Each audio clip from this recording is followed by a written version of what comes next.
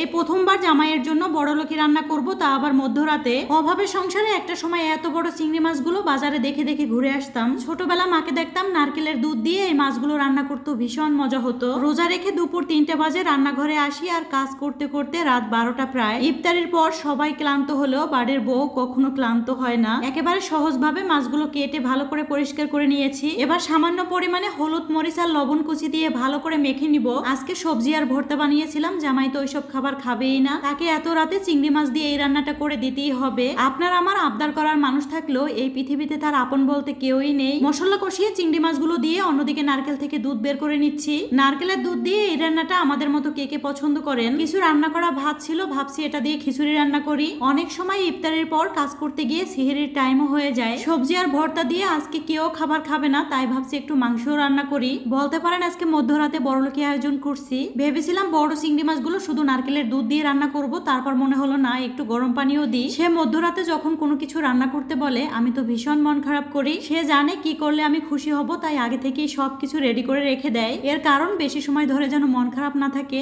দেখেন আমাকে না বলে কতগুলো ড্রেস নিয়ে আসছে। আমাকে খুশি করতে গিয়ে সে মাঝে মধ্যে এত টাকা নষ্ট করে, পরবর্তীতে আমার নিজেরই মন খারাপ হয়। ড্রেসগুলো কিন্তু খুবই সুন্দর, একটু পর আপনাদের সাথে শেয়ার করছি। ভাবছি আগে রান্নাটা বসিয়ে নিই। রান্না করা ভাত বেঁচে গেলে আমাদের মতো খিচুড়ি রান্না করে খেতে কে কে পছন্দ করেন একটু কমেন্টস করে জানাবেন। এই তো খিচুড়ির জন্য অল্প করে মাংস রান্নাটা বসিয়ে দিয়ে চলে আসছি ড্রেসগুলো দেখার জন্য। ভাবলাম আপনাদের সাথেও একটু শেয়ার করি। সারাদিন কষ্ট করার পর দিন শেষে জামাইয়ের কাছ থেকে এই ছোট্ট ছোট্ট উপহারগুলো পেতে কার না ভালো লাগে। যখন তার একটু বেশি টাকা দিয়ে কিছু কেনার সামর্থ্য ছিল না, তখন কিন্তু সে 10-20 টাকার বাদাম কিনে নিয়ে আসতো। যাই হোক, এই টু পিসটা কিন্তু অনেক বেশি সুন্দর ছিল, আর আমি এটা সাথে সাথে পরেও নিয়েছি। রেডি টু পিস আর 3 পিস গুলো সে নিয়েছে ফেসবুক পেজ স্পার্কেল ইমপেক্স থেকে। বিশ্বাস করেন 2 পিস 3 পিস গুলো আমার এত ভালো লাগছে, আর এই 3 পিস গুলোর কাপড়ের কোয়ালিটি খুবই ভালো। গরমের মধ্যে পরতে খুবই আরামদায়ক হবে। মাথায় কাপড় দিলে আমাকে নাকি বেশি কিউট লাগে। জামাই আমাকে বলতেছিল তোমাকে অনেক বেশি সুন্দর লাগছে।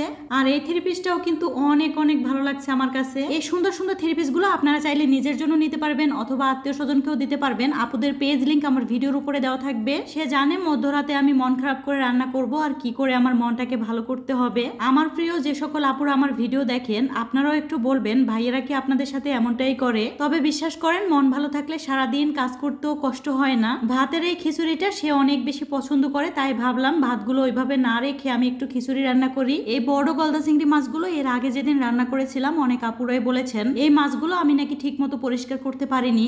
আসলে সংসার জীবনের অনেকগুলো বছর চলে গেছে ঠিকই, কিন্তু ওইভাবে কারো কাছ থেকে কখনো রান্না শেখা হয়নি। তবে আমি যতটুকু পারি এতটুকুই আপনাদের সাথে শেয়ার করি। যা পারি না ওইসব কখনো আপনাদেরকে দেখাতেও যাই না। রান্না শেষ করতে রাত প্রায় 2টা বেজে গিয়েছিল। তারপরও পরিবারের মানুষগুলোর মন ভালো থাকলে নিজের কাছেও ভালো লাগে। আমার তো খিচুড়ি রান্নাটাও প্রায় হয়ে গেছে। যাই হোক, সবাই ভালো থাকবেন। আজকের ভিডিওটি এ পর্যন্ত।